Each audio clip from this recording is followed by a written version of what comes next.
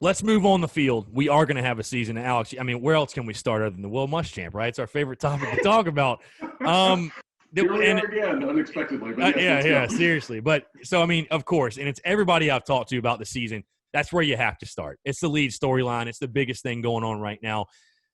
Simply put, I'll just ask you and kind of, get your feelings on this. I've said all offseason, 5-5 or better. That's got to be the goal. That's got to be the expectation. 5 wins, going 500. There's enough talent on this team. We all know what happened last year. We all lived through it. Getting to 5 wins, though, even with a conference-only schedule, I feel like it's extremely doable. I think there's a path to 5 wins. I've said I think there's a path to 6 wins. It's just all about putting the pieces together and making it happen. Is there, when you come into this season, and we can expand on this too, I've said that I expect Will Muschamp back next year because I think that, the school I saw, they just reported they're taking like a $56 million hit. Everybody's losing money, right? Everybody's losing money. You're not having packed stadiums. You're not having as many games you thought you would. I've flipped the script and basically said that barring a total collapse, like 1-9 or 0-10, I think he's probably going to come back in 2021, and that will be the ultimate. Hey, you probably got to win 8 or 9 games or get out. But so I think he'll come back because of that. But I'll ask you, is there a win total number for you that you feel like that it'll be at least enough to justify bringing him back, or you'll feel like things are sort of turning around, or you're seeing some light at the end of the tunnel? Is there a win total for you? I mean, what are your feelings overall as we head into year 5 of Will Muschamp, factoring in that it is a crazy year this year? So that's a good question. I hadn't really thought about, just because, like you, given the financial situation where everybody is at this point, I don't think there's any chance that, we're going to put ourselves on the hook right for what he's got. 13. It'll be $13 million into the season. $13 million for the buyout. That is tough to justify. Yeah. Anyway, but it's even tougher to justify when you had 15% unemployment 6 weeks ago. Right. So, so to that point, I think he's back either way. Like you said, if to see a turnaround, I think it's got to be 7. Yeah.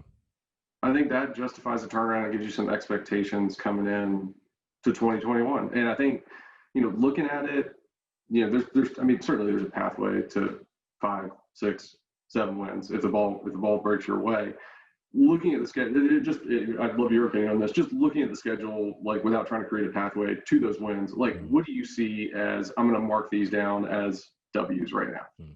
So, I would say, and my record's out there, I've got 3-7. Okay, that's I too as well. Yeah, I threw the games. Whenever I do my predictions, I throw it in wins, toss-ups, and losses. And I think there are a lot of toss-ups on the schedule. But really, man, the only games you can really look at, and I'm saying right now, I'm chalking that as a win. Vanderbilt for sure. 1. And I'm going to say Missouri. It's at home. I'll be honest. It's scary. I'll be honest with you, though. It kind of worries me late in the season. You're talking about Eli Drinkwitz, who beat you with App State last year. Now he has SEC talent.